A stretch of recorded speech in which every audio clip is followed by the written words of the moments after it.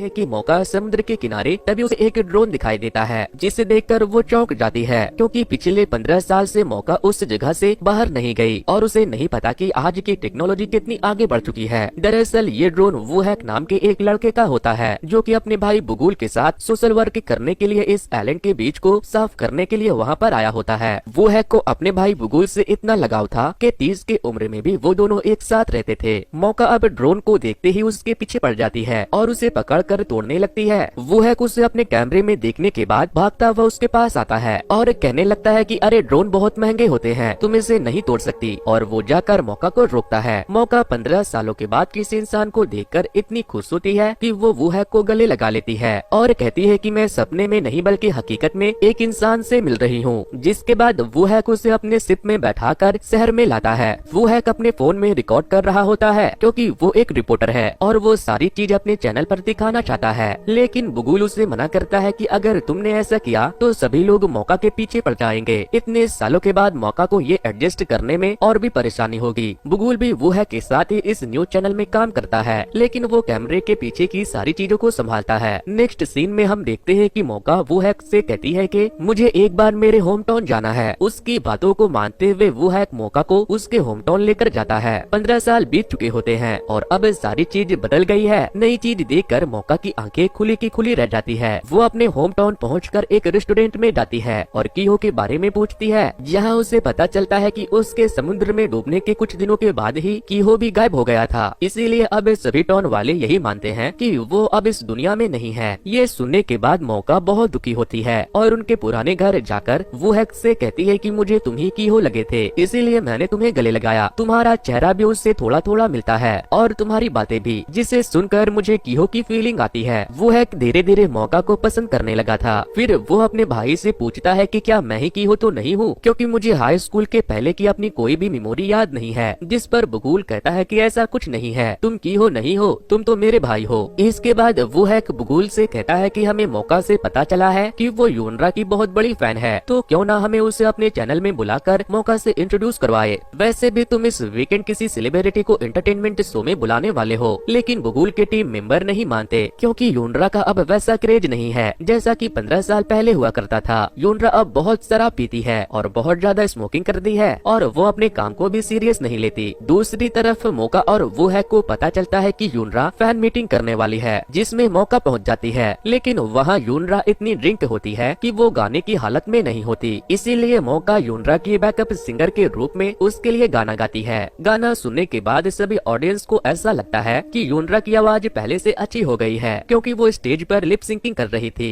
वूहैक भी मौका की आवाज सुनकर बहुत इम्प्रेस होता है। वहीं सारे ऑडियंस यूनरा के लिए चीयर करते हैं। काफी सालों बाद अपने लिए इतने चीयर सुनकर यूनरा इमोशनल हो जाती है। मौका अपने पास्ट के बारे में सोच रही होती है कि कैसे वो उस आइलैंड में फंसने के बाद सुसाइड करने जा रही होती है कि तभी उसे एक बॉक्स दिखाई देता है, जिसे खोलने पर उसमें एक्सपायर रामीन का पैकेट होता है, लेकिन मौका उसे पकाकर खा लेती है और इसी इंतजार में अपना जीवन बिता रही होती है कि एक न एक दिन उसे ढूंढते हुए वहाँ जरूर कोई आएगा। वहीं यूनरा भी अपने पास्ट के बारे में सोच रही थी कि उसके गले के ऑपरेशन की वजह से वो अब गाना नहीं गा सकती और इस बारे में उसने किसी को भी नहीं बताया है, न ही अपनी माँ को और न ही अपने मैनेजर को। इसीलिए वो हमेशा स्टेज शो पर गाना गाने के लिए नए नए बहाने किया करती है। वहीं हम देखते हैं कि यूनरा जब फेमस हुआ करती थी तो वो अपने मैनेजर की नई कंपनी को ज्वाइन करके उसे सपोर्ट करने लगी थी, लेकिन अब वही मैनेजर दूसरे आइडियल के काम में ज्यादा इन्वॉल्व रहता है, इसीलिए वो यूनरा से भी ज्यादा मतलब नहीं रखता। यूनरा सियोल जाने के लिए मौका और वूहैक से मदद मांगती है, जहाँ वो मौका के साथ ही वूहैक के घर के ऊपर वाली अपार्टमेंट में मौका के साथ रहने लगती है, वो भी वूहैक के घर वालों से छिपकर। लेकिन बुगुल को पता चल जाता है। मौका और यूनरा दोनों मिलकर डांस कर रहे थे और गाना गा रहे थे, जो देखकर बुगुल कहता है कि अगर मेरी माँ को पता चला तो वो मुझे नहीं छोड़ेगी, इसीलिए आप लोगों से रिक्वेस्ट है कि आप यहाँ आराम से रहे और उन्हें पता ना चलने दे। अगली सुबह में हम देखते हैं कि मौका ने जो यूनरा के लिए गाना गाया होता है वो हर एक सोशल मीडिया पर खूब वायरल होता है, जिसे देखने के बाद बुगुल की टीम यूनरा को अपने साथ इंटरव्यू पर बुलाने के लिए मान जाते हैं और उसके लिए एक छोटा कॉन्सर्ट भी रखती है, जहाँ यूनरा कहती है कि वो मौका को स्टेज पर गाने का मौका देना चाहती है, जिससे कि पूरी दुनिया को पता चल जाए कि मौका में कितना टैलेंट है। क्योंकि जब यूनरा अपने मैनेजर से मौका को लॉन्च करने को कहती है तो वो बार बार बहाना बनाते हैं और वह यूनरा के मैनेजर से चुपकर बात करता है कि हमें यूनरा को अगले 6 महीनों तक को रोकना होगा, क्योंकि जो उसके और मेरे बीच कॉन्ट्रैक्ट हुआ है उसकी बाकी रिकॉर्डिंग बचने के बाद में उसे 51% का मालिक बना दूंगा। यूनरा अपने मैनेजर से पूछती है कि तुम क्यों मौका का ऑडिशन नहीं ले रहे हो, जिस पर उसका मैनेजर कहता है कि क्या तुमने कभी 31 साल की एडियल देखी है? मैं ऐसा नहीं कर सकता अपनी कंपनी के साथ, और अगर तुम आरजे कंपनी की 51% की पार्टनर बनना चाहती हो तो तुम्हें अपने सारे रिकॉर्डिंग बेचने होंगे। इसके लिए मैं मौका को तुम्हारी मैनेजर बना सकता हूँ। ये सारी बातें मौका बाहर खड़ी होकर सुन रही होती है और वो तुरंत ही अंदर आकर मैनेजर से हाँ कर देती है, क्योंकि उसका मानना तो ये होता है कि यूनरा किसी भी हाल में उस कंपनी की मालकिन बन जाए, जिससे कि उसे किसी भी चीज की परेशानी न हो। सोजून यूनरा को कॉन्सर्ट करने से रोकने की भरपूर कोशिश करता है, लेकिन ऐसा हो नहीं पाता और यूनरा बुगुल की चैनल के जरिए अपना इंटरव्यू भी देने वाली होती है। आगे हम देखते हैं कि बुगुल यूनरा को उसके कॉन्सर्ट में और इंटरव्यू में पूछे जाने वाले क्वेश्चन को बताता है और पूछता है कि क्या आप इसमें और कुछ भी ऐड करने चाहते हो, जिस पर यूनरा उसे कीहो के बारे में सवाल पूछने के लिए कहती है, जिस पर बुगुल कहता है कि क्या कीहो के लिए ऐसे सवाल ठीक होंगे। तभी मौका उनकी बात सुनकर कहती है कि ये एक रास्ता है जिससे मैं कीहो से मिल सकती हूँ। इसके बाद हम देखते हैं कि मौका और वूहेक दोनों बैठकर खाना खा रहे थे, जहाँ मौका वूहेक से कहती है कि तुम्हें क्या लगता है कि कीहो मुझसे मिलने क्यों नहीं आया, या तो वो मुझसे मिलना नहीं चाहता या फिर वो अब इस दुनिया में नहीं है। जिस पर वूहेक कहता है कि कुछ और भी तो हो सकता है, जैसे कि उसकी मेमोरी चली गई हो। और फिर वो अपने सर पर लगे चोट को देखता है और बताता है कि जब मैं हाई स्कूल में था तो एक एक्सीडेंट में मेरे सर पर चोट लग गई थी, जिससे मैं उससे कि पहले की अपनी दोस्त, अपने फैमिली और सारी चीज अपने बारे में भूल चुका हूँ। क्या पता यही हाल कीहो का भी हो। अगले सीन में यूनरा कॉन्सर्ट की प्रैक्टिस के लिए यूनरा के पास जाती है, जहाँ बुगुल कहता है कि आप जो भी गाना गाने वाली हो उसे भी रिहर्सल कर लिया जाए। तो यूनरा बहाना बनाने लगती है कि मैं और सारी चीज कर लेती हूँ और गाना मैं उसी दिन ही गाकर बता दूंगी, क्योंकि उसे पता होता है कि वो तो गा नहीं सकती और अगर उसकी जगह पर मौका ने अभी गाया तो सबको पता चल जाएगा। और इसी तरह कॉन्सर्ट वाले दिन आ ही जाता है, जहाँ पर बैक स्टेज से मौका यूनरा के लिए गाना गाती है और उसके गाने को सुनकर सारे फैंस इतना खुश होते हैं और कहते हैं कि यूनरा की जो नई आवाज है वो पहले से भी बहुत अच्छी है। लेकिन इन सब बातों के बारे में अभी तक बुगुल को कुछ भी पता नहीं था। नेक्स्ट सीन में जब यूनरा के पुराने मैनेजर सोजून को पता चलता है कि यूनरा का कॉन्सर्ट बहुत अच्छा गया है और फर्स्ट रैंक पर है, तो उसे टेंशन हो जाती है कि अब तो यूनरा के सारे सीरीज बिक जाएंगे और उससे कंपनी छिन जाएगा। यूनरा को सोजून अपने ऑफिस बुलाता है और उसे कन्विंस करने की कोशिश करता है कि वो अपनी सीरीज मार्केट में जाने से रोक दे। ये सुनते ही यूनरा चौंक जाती है। नेक्स्ट सीन में मौका वूहेक को फोन करके बता रही होती है कि यूनरा की शो नंबर 1 पर चल रहा है और तभी वूहेक के पास एक बुक आता है जिसमें एक लेटर होता है, जिसे पढ़ने के बाद वो थोड़ी देर के लिए चुप हो जाता है। तो मौका उसे चुप रहने की वजह पूछती है, जिस पर वो कहता है कि मुझे लगता है ये बुक तुम्हारे लिए है। वो उसे एक रेस्टोरेंट के बाहर मिलने के लिए बुलाता है, जहाँ पर मौका आकर उस बुक को देखती है तो वो फूट फूट कर रोने लगती है, क्योंकि उस बुक पर कीहो की रेटिंग होती है जो कि कह रहा होता है कि अगर तुम्हें मुझसे मिलना है तो हमारी उसी पुराने वाली जगह पर आओ जहाँ पर हम अक्सर मिला करते थे। इसीलिए ये सब पढ़ने के बाद मौका बहुत खुश होती है कि वो आज फाइनली कीहो से मिलने वाली है। नेक्स्ट सीन में वूहेक और बुगुल दोनों खाना खा रहे होते हैं, जहाँ पर बुगुल मौका के बारे में पूछता है तो वूहेक बताता है कि आज एक बुक मिला था जो कीहो के नाम से था। ये सुनते ही बुगुल वहाँ से जल्दी से भागता है, जैसे कि उसे उस बुक के बारे में कुछ पता हो। बुक कीहो ने नहीं बल्कि उसके डैड ने लिखकर भेजा होता है, जो कि वहाँ पर कीहो का इंतजार कर रहे थे, जिनसे मौका की जान को भी खतरा था। जब मौका उसी जगह पर पहुँचती है तो वो कीहो के डैड को देखकर डरकर वहाँ से भागने लगती है। तभी बुगुल उसे पकड़कर भागने लगता है और एक जगह जाकर दोनों छुप जाते हैं। मौका बुगुल से पूछता है कि तुम यहाँ पर क्या कर रहे हो, तो बुगुल उल्टा उसे ही सुनाने लगता है और कहता है कि क्या तुम किसी भी लेटर को पढ़कर कीहो को ढूंढने निकल सकती हो? क्या तुम इतनी बड़ी बेवकूफ हो कि कोई भी तुम्हें बेवकूफ बना सकता है? जिस पर मौका कहती है कि हाँ, मैं कीहो को ढूंढने के लिए कहीं भी जा सकती हूँ। अब सीन शिफ्ट होता है, जहाँ मौका टेरिस से वूहेक को कार में बैठे थे देख फोन करती है, तो वूहेक कहता है कि ये सब मेरी गलती है, अगर मैंने तुम्हें वो लेटर नहीं दिया होता तो तुम्हारे साथ ये सब नहीं होता। मौका उसके पास आती है और कहती है कि इसमें तुम्हारी कोई गलती नहीं है। वूहेक फिर भी कहता है कि क्या तुम्हें नहीं लगता कि उस दिन अगर तुम भागने की कोशिश नहीं करती तो आज ये सब नहीं होता और तुम एक बड़ी सिंगर होती? जिस पर मौका कहती है कि नहीं, वो मेरे लाइफ का बेस्ट डिसीजन था। वूहेक रूम में बैठा होता है, तभी वहाँ बुगुल आता है, जिससे वो कहता है कि हमें कीहो के डैड की रिपोर्ट पुलिस में देनी चाहिए। जिस पर बुगुल कहता है कि वो स्टॉकर नहीं था। तो वूहेक कहता है कि फिर क्या हम ऐसे ही हाथ पर हाथ रखे बैठे रहेंगे और कुछ बड़ा होने का इंतजार करेंगे? जिस पर बुगुल कहता है कि नहीं, हमें मौका को प्रोटेक्ट करना होगा और अब हमें और भी चौकन्ना रहना होगा। नेक्स्ट मॉर्निंग मौका एजेंसी में यूनरा की सारी एल्बम सीरीज को वापस देख मैनेजर से वजह पूछती है। मैनेजर उसको एक वीडियो दिखाकर चुप रहने को कहता है, जिसमें मौका बैक एक स्टेज यूनरा के लिए गा रही थी। अब यूनरा पास दूसरा ऑप्शन नहीं था। वहीं दूसरी तरफ वो है कि होके डैड कब घर से बाहर जाते हैं और कहाँ जाते हैं और वो अपने घर की चाबी कहाँ पर छुपाते हैं, इन सब बातों के बारे में नोट कर रहा होता है। वहीं यूनरा अपने टीचर जिसने उसे सिंगिंग इंडस्ट्री में इंट्रोड्यूस किया था उसके पास जाती है और कहती है कि